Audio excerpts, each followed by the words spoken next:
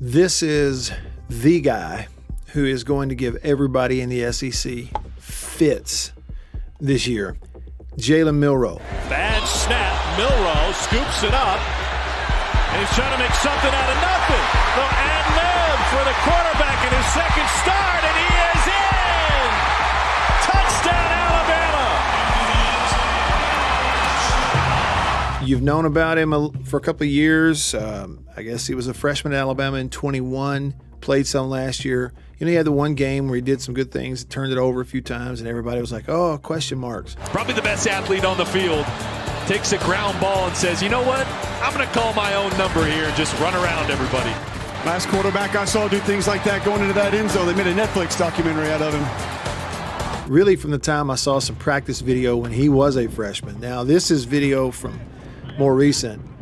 But when you look at him, he does not look like your typical college quarterback. You look at the other guys throwing it, they kind of do. You know, they're good athletes and good college quarterbacks and may be pros someday. But they kind of look like college quarterbacks. But Jalen Milroe looks like an NFL running back, I'll be honest with you. And when he throws it, his throwing motion and mechanics are super tight and quick. That arm motion is just really lightning fast and quick. And I noticed it from the time he was a true freshman. And so in the offseason, a couple of friends of mine from Alabama, Ryan Fowler, who does a show in Tuscaloosa, and he would say, you know, what do you think? And my deal was, look, from a coaching standpoint, when you have an athlete who is probably the fastest guy on your team who can throw the ball like that, it's strictly a matter of you got to coach him up to where he can get it up here, because if he can, you have something that nobody else has. Well, I think they've coached him up, and it's just one game, but 5 scoring plays for him, 2 rushing, 3 passing, that show you the potential. First of all, right here, there's not a whole lot of reason to be drawing this one up because it didn't come off on schedule and it didn't matter. Low snap, never gets off the ground, pick it up, watch him run. They don't have a guy on the field as fast as he is, and frankly, Alabama may not have one on the field as fast as he is either. Little zone read action. He's going to mess with the running back, put his eyes over here on the defensive end, and either decide to give or pull based on what the end does, what it looks like to me. And you see the formation, they got double tight ends into the boundary, only 2 receivers. We'll watch it, read it, pull it, 1 block, never get a hand on him. And as fast as he is, I'm not so sure he even needs a block. He'd have made the guy miss anyway. I mean, it's downright ridiculous is what it is. Defensively, 4-man front, 3 linebackers.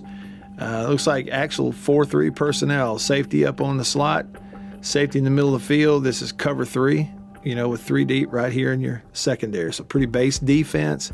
Alabama goes double tights, 1 on the line, 1 hip into the boundary, and that's where they're going to do it. And again, I think what he can do is read the end man on the line of scrimmage here on this side, which is the back side of the play, because play side is if he gives to the running back this way. And so if he's outside, you know, or hangs right there, going to give it to this running back the other way. If he's inside in any way, then we're going to mesh and pull it and follow the lead right here. And that's what actually happens. So he's inside. See that?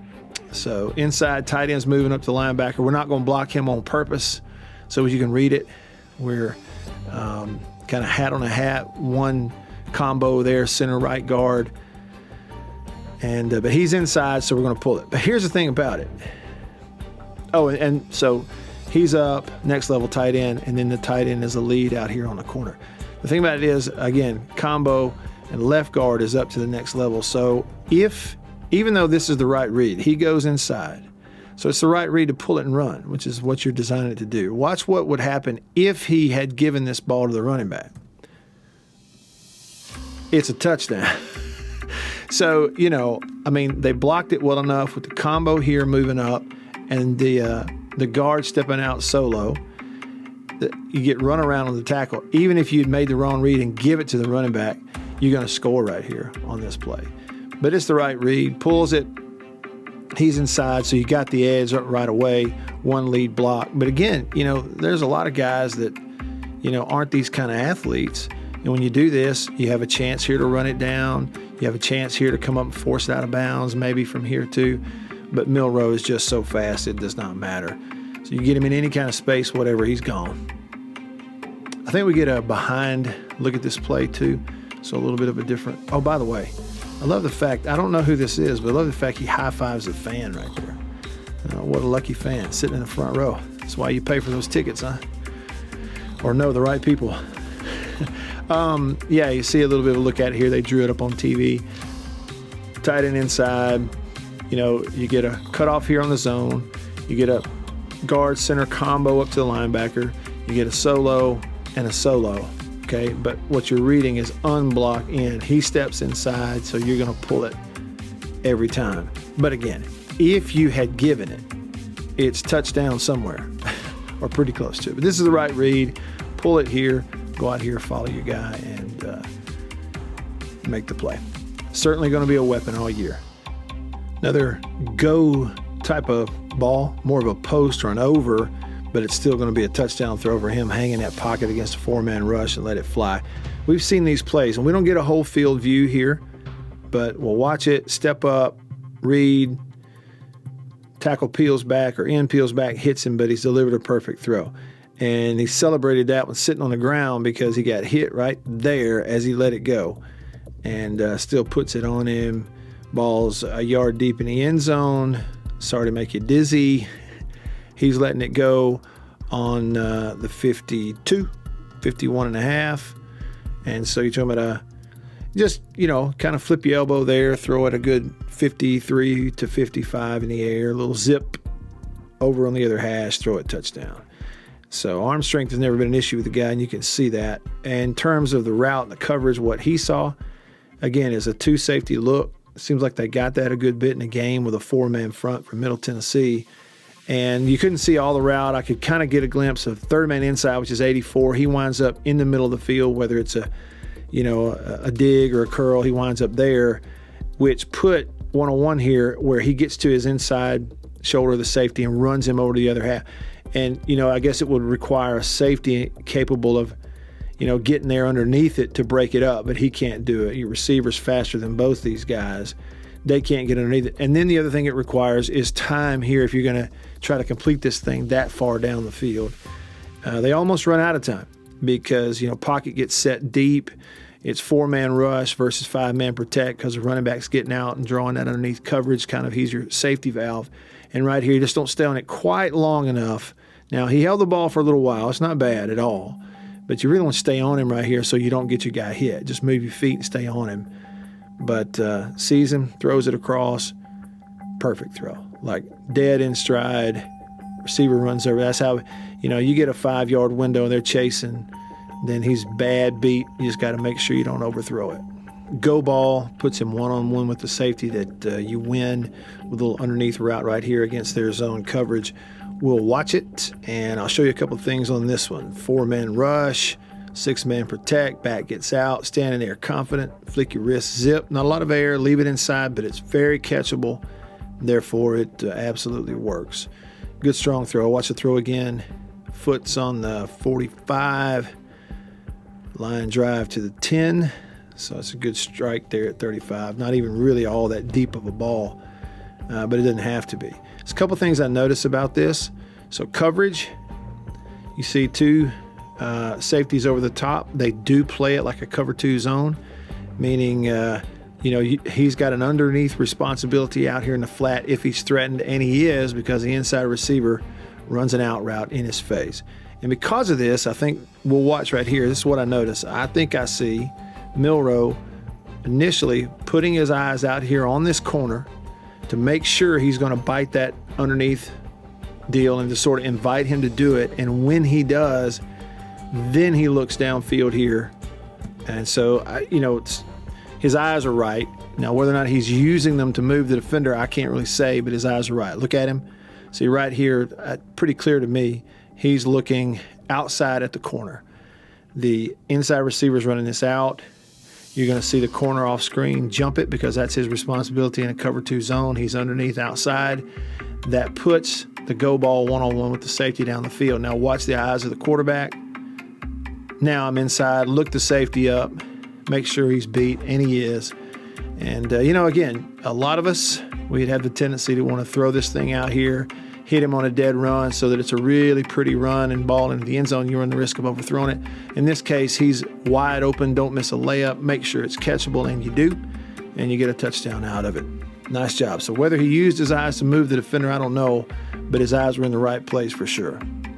And how about this touchdown? Going to hit a tight end who's lined up on the line of scrimmage, running that vertical kind of across the field again. Void the area, run away from the safety over you into the area behind the other safety, and you get the go ball for a touchdown. It is 7-man protection, back and tight end involved, but it doesn't matter. We've outrun them over the top. And, of course, you can see, it's a defense that we're not seeing the whole game, and so this is a defense that's really being affected by the run game throughout the game as well.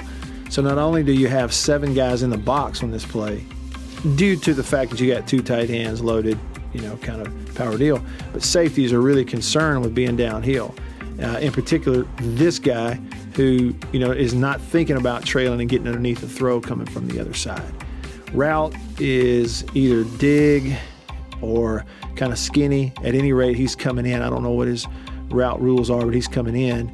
And again, we're up here, stay inside the safety, run away from him into the void on the other side of the field. So expecting this to kind of back here be cleared out. I mentioned 7-man protection, and that's what you get. 5 linemen, tight end peeling back here, almost kind of like a split flow look on the protection, but it's not. But, he's back here to the backside end. So there's 6. The back stays in to help him. There's 7. And, if you were to really pick it apart, which I'm sure coaches do, what you don't want is to have a tight end and a back on one guy who allow that guy to maybe get in there and affect your quarterback, right? Like this. You don't want that. We don't want 2 guys to allow one to maybe affect the QB. But it's a maybe because that's the thing here. Milroe is not affected. Eyes downfield, people around him, it doesn't matter. He's read it like he's supposed to. Looks to me like his eyes are where they're supposed to be, again, and that's right here.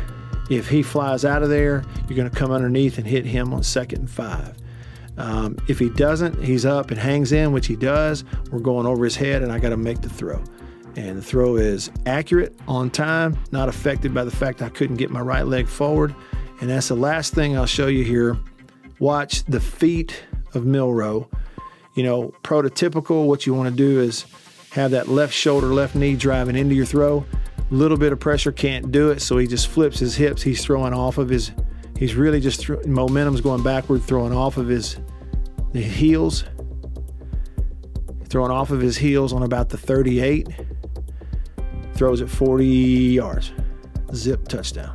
Hope you enjoyed that, and I hope you'll consider liking this video. That really helps. If you would subscribe, I really do appreciate that. It'd be great to get 20,000. It'd be a really cool benchmark for somebody like me. So we're tracking that down. Thanks for considering that. And if you like photography as well, check me out on Instagram. I'm Radio Wyatt over there. Give me a follow on Instagram. I'd really appreciate it. Hope y'all have a great day, and I'll see you on the next one.